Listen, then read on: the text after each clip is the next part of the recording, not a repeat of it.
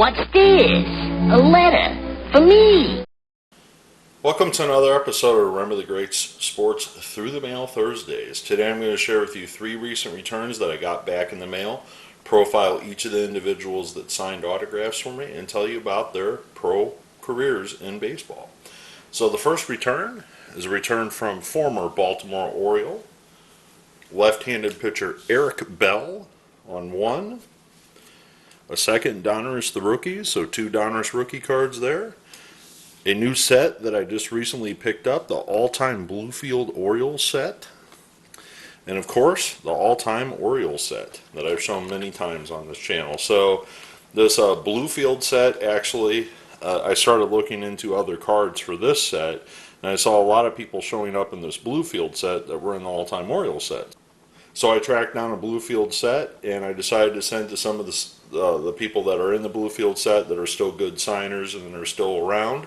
And so this is the result of the second Orioles set that I'm now trying to collect. So let me tell you about Eric Bell and his career in baseball. So the left-handed throwing Eric Bell grew up in Modesto, California, where he attended high school, and he was drafted in the 9th round by the Baltimore Orioles in the 1982 MLB draft. At the age of 18, he went to Bluefield, which is right there, and he posted a 4-1 record in 11 games with a 2.10 ERA his first year in the minor leagues. The next year, in 1983, moved up to low A. The following year, in 84, from low A to single A. And then, in 1985, he repeated the year in single A, posting an 11-6 record in 26 starts. And in September of that year, the Baltimore Orioles pulled him up from single A to make his major league debut. Well, on September 24th, 1985, the 21-year-old left-handed throwing Eric Bell made his debut. He pitched 1 inning, and he struck out 2 batters in that one frame of work. He would then go on to appear in 3 more games to round out the 1985 season. However, in 1986, the Orioles decided to send him back to Double-A for some more seasoning in the minor leagues since they just pulled him out of A-ball. He started out the year in Double-A, was promoted to Triple-A. He combined his record between Double-A and Triple-A that year with a 16-9 record in 29 games, which garnered him another call-up in 1986 by the Big Club. Well, this time, the Orioles decided to use him as a starter.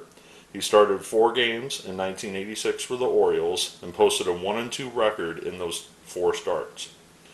The following year, in 1987, Bell was part of the Orioles pitching rotation. He would appear in 33 games for the Orioles, starting 29 of them, but his record was just 10 wins and 13 losses. By the time 1988 rolled around, he was dealing with some injuries, and he lost most of the 1988 season, appearing in just 7 games for their AAA affiliate. However, he posted a 3-1 record with a 1.98 ERA. Eric struggled a little bit to get his to get back on track, and battling some injuries in 1989 and 1990. Eventually, the Orioles decided to let him go. After the 1990 season, the Orioles let him go, and he signed with the Cleveland Indians. Well, the Cleveland Indians in 1991 put him in their Double-A affiliate. He appeared in 22 games for their Double-A and Triple-A affiliate that year. But he got called up to the major leagues, and in his brief time with the Cleveland Indians in 1991, in 10 games, he posted a 4-0 record with a .50 ERA in the 10 games that he pitched for the Indians that year. Well, the following year, he had some struggles with the Indians in 1992, and after just 7 games in the major leagues, they decided to send him back to their AAA affiliate. He finished out the year being a part-time starter and reliever for their AAA affiliate, posting a 10-7 record with a respectable 3.73 ERA. Well, despite this, Eric's contract was not renewed, and he signed with the Houston Astros. The following year, in 1993, he would appear in 10 games for the Astros, posting a 0-1 record with a 6.14 ERA. However, he would spend the majority of that 93 season in their AAA affiliate. In 1994, he would again be back with the Astros. This time, however, they would use him primarily as a starter in their AAA affiliate, where he would split his record at 8-8 and not get a call back up to the bigs with the Astros. Well, after the strike-shortened '94 season, Eric found himself back with the Cleveland Indians. This time the Indians put him in their AAA again, and despite posting a 13-9 record for the Indians in 1995, he did not get a call up to the majors that year. Well, after the '95 season, the Indians let him go, and in 1996 he went back to the Houston Astros. The Astros stuck him in their AAA affiliate, but this time the season was not great for Eric. And by the end of the 1996 season, Eric was 32 years old, and he posted just a 4-14 record in AAA, and that was the end of Eric Bell's professional baseball career. So I'm not really sure after his playing career what Eric wound up doing. However, I'm very, very happy to add him to my Orioles collection and my secondary Orioles collection, the Bluefield Orioles all-time team. So thank you very much, Mr. Bell, and we'll move on to the next return. All right, so this next one comes back from former Minnesota Twins left-handed pitcher Pete Filson on an 86 Topps and an 86 Fleer. Also an 85 Topps and an 84 Topps. So Pete Filson signed 404 for me in blue Sharpie. So let me tell you about Pete Filson and his career in baseball. So Pete Filson, a Pennsylvania native, he was nicknamed Freeze, actually, because of his pitching skills. Attended Temple University after high school, and in 1977 and 78, while at Temple, played collegiate summer ball for the Cape Cod Baseball League. He was selected by the New York Yankees in the 9th round of the 1979 draft after his time at Temple.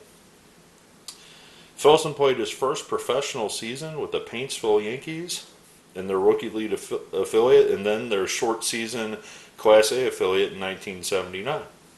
In his rookie ball and high A affiliate stops, he posted an immaculate 9-0 win-loss record with a 1.67 ERA in 14 games that first year as a pro.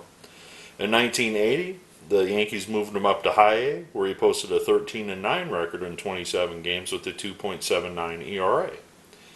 In 1981, things even got better, starting the year in high A, then getting promoted to double A. He split the seasons between the two, posting a 17-win season and 3-loss record with a 1.89 ERA in 25 games.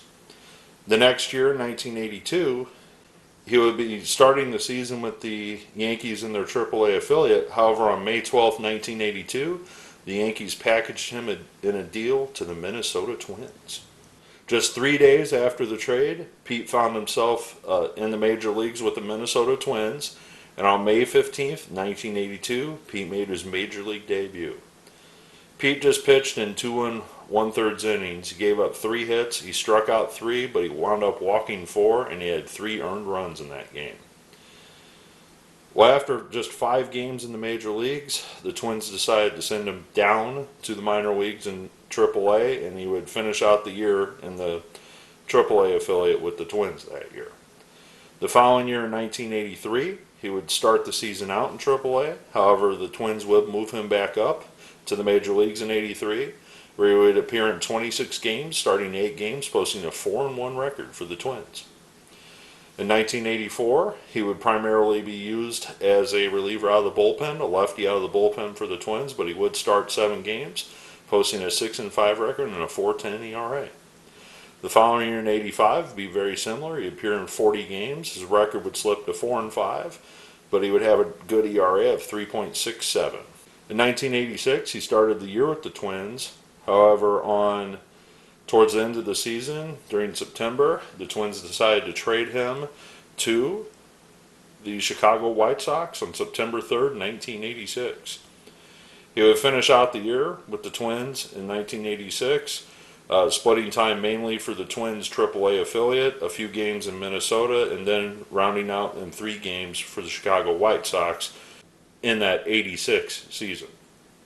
Well, after the '86 season concluded, the White Sox packaged him in a deal to the New York Yankees. Now Pete found himself pitching for the Yankees, AAA affiliate, where he appeared in 22 games and 22 starts.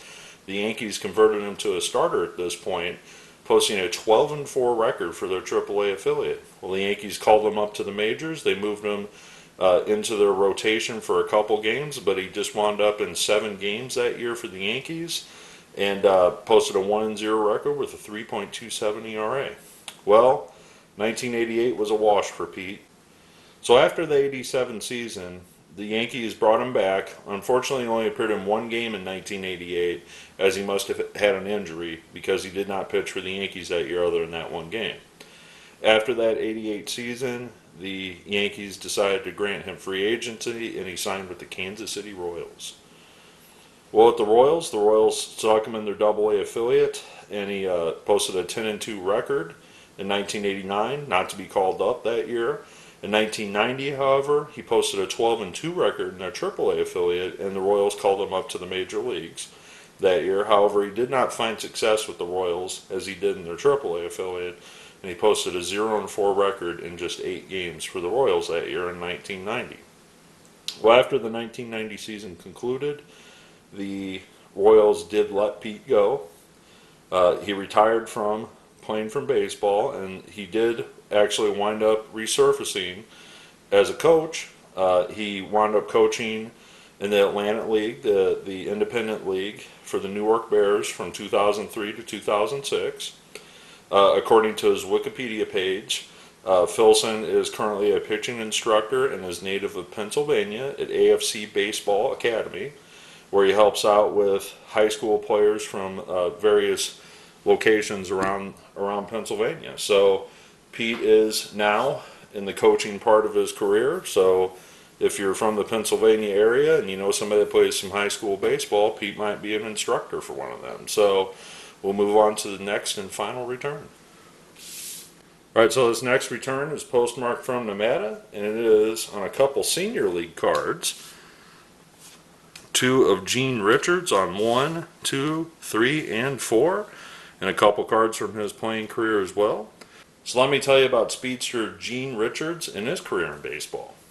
Gene Richards, a South Carolina native, was selected in the January phase of the 1975 draft with the first overall pick by the San Diego Padres out of South Carolina State University. Richards played 2 seasons in 1975 and 76 in minor league baseball for the Padres.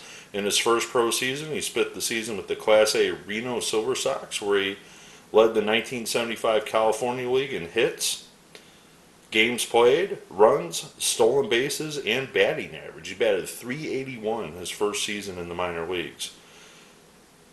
Reno won the California League Championship, and Richard was named the circuit's most valuable player that year. The following year, he got promoted all the way to AAA, and he played his 1976 season for the Hawaii Islanders.